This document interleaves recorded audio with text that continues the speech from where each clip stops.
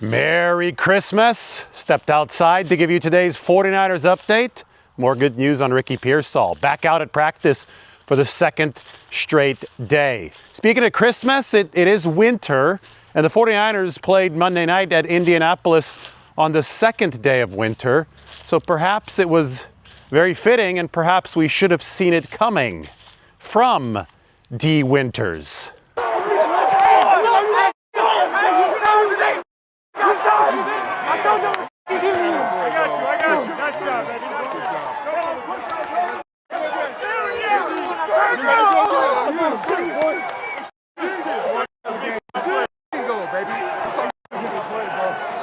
What I tell you? Come on. That's kind of fast one. You should do that again. I know, right? More often, too. Why don't you guys call that play more? I don't know. So the reason that isn't all that common is, well, because you've got to outsmart the opponent to deliver a pick six like that. And that is exactly what D did. Philip Rivers waited for D. Winters to finish a post-game interview to ask him, hey, did you recognize where I was going to go with that football based on a prior check that I called earlier in the game? And D. Winters said yes. He was waiting in the bushes. This is exactly what the 49ers defense is going to need for this team to win a Super Bowl this season, because they're going to give up yards. And I know they gave up yards and they gave up some points on Monday night. But if they can wait in the bushes and execute on the couple opportunities they're going to have to take the ball away per game, and Robert Saleh is going to give them those opportunities, they will be opportunistic enough to take this the distance when paired with their elite offense and their elite special teams. Just listen to Robert Saleh talk about the 3 chances a game that his 49ers defenders are going to inevitably get. Like I tell our players, there's 3 occasions in the game where you're just going to know. You're just going to know exactly what the play is. You just have to have the confidence in yourself to just go jump in, abort your job, and go do it. And that's pretty much what he did. He knew it was coming.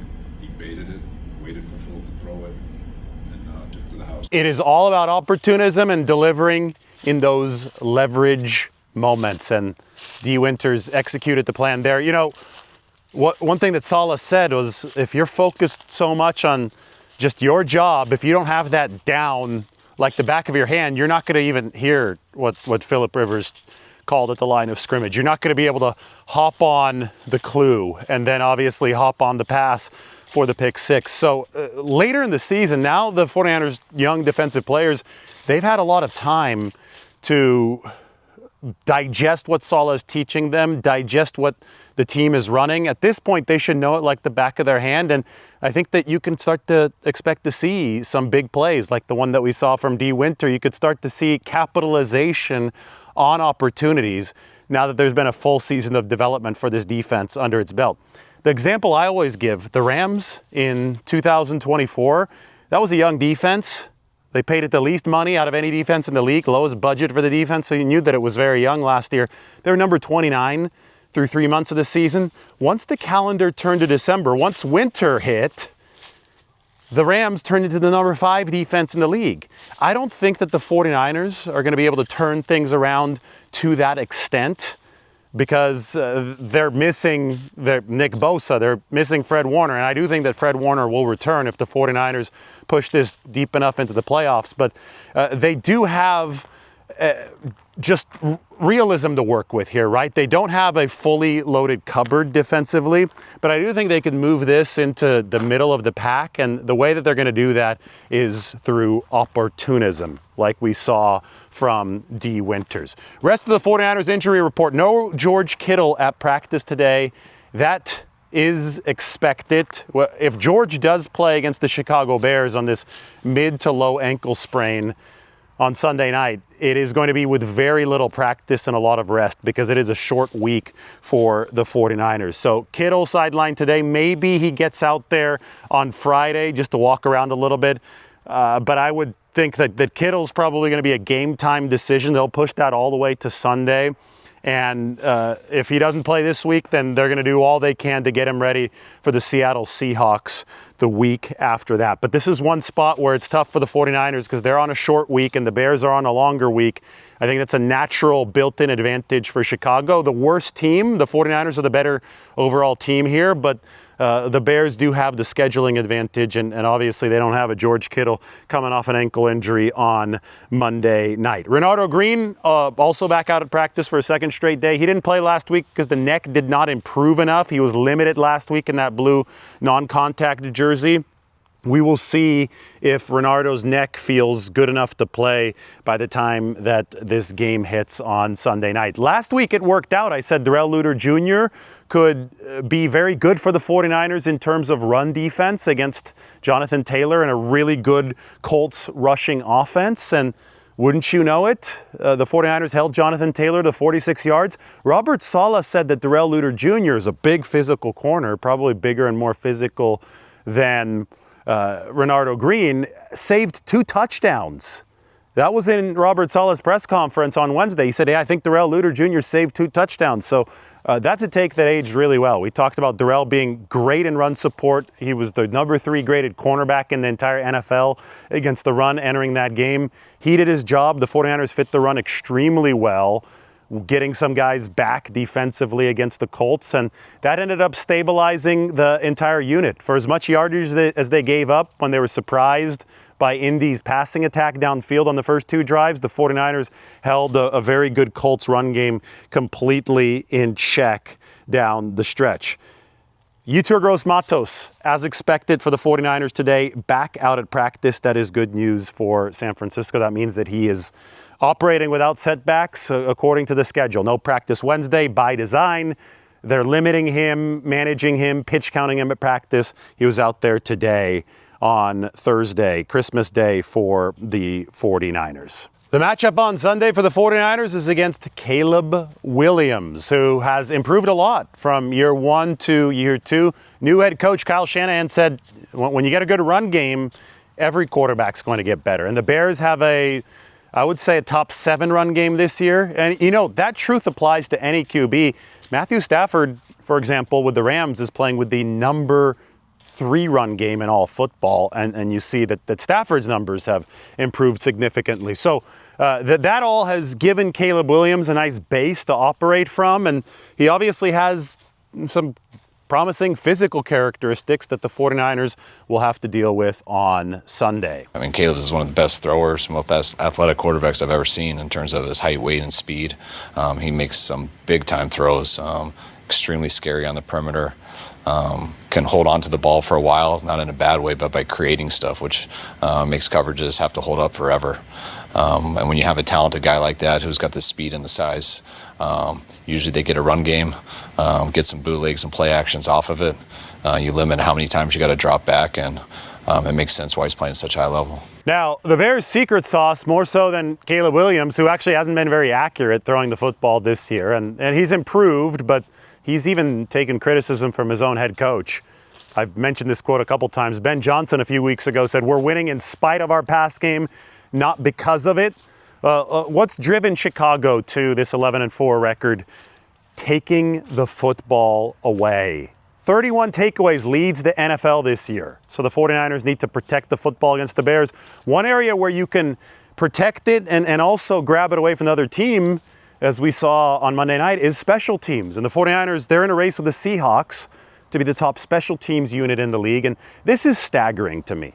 The 49ers have added about a touchdown's worth of value per game on special teams alone from 24 to 25. It has turned countless games from losses to wins year over year. If you had to look at, how have the 49ers gotten to this point despite so many injuries? Well, special teams might actually top the list because, yes, Purdy's playing as the best quarterback in football, but he's also missed 8 games. So how the 49ers bridge the gap there?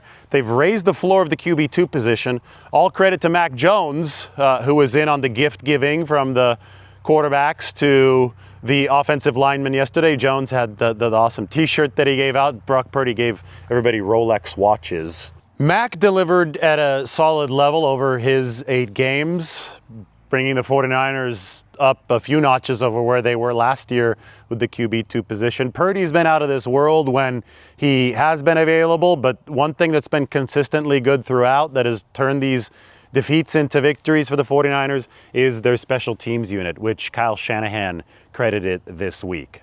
When when special team struggles, you can see how many games that can cost you. And my first point with special teams is I don't want it to cost us. If anything, just make sure, and it's hard. I mean, don't get field goals blocked, don't give up touchdowns, don't have really bad penalties, and that's a huge challenge. And if you can do that, then the better team should always win the game to me based off the offense and defense. That's what your goal is. If you can do that and affect the game and give your team a chance to win by having big returns, by having a kicker who's so consistent, by having real good punts, by getting turnovers, then it's a huge bonus and makes your team a lot harder to beat. And then finally, one other secret sauce, and George Kittle first mentioned this on Monday night after the 49ers beat the Colts. Gus Bradley, former head coach, former boss of Robert Saleh, defensive coordinator who was the first architect of the Legion of Boom alongside Pete Carroll back in 2010. Gus Bradley is on the 49ers coaching staff as an assistant head coach. And apparently his impact on this team has been immeasurable. He gives these stories to the 49ers team, and it's the same type of stories that he gave to his old Jacksonville teams and back to Seattle in the day. He has harnessed these stories about life and somehow brought them back around to football to really inspire the 49ers and inspire every single phase of the game. Christian McCaffrey has talked about it. Kittle talked about it. And you could also hear Kyle Shanahan talking about this. If you guys want me to delve deeper into this and talk to Gus, who's a great guy, by the way, but if you guys want me to delve a little bit deeper into some of these stories and how they're helping out the 49ers team, let me know. I'll be happy to do it.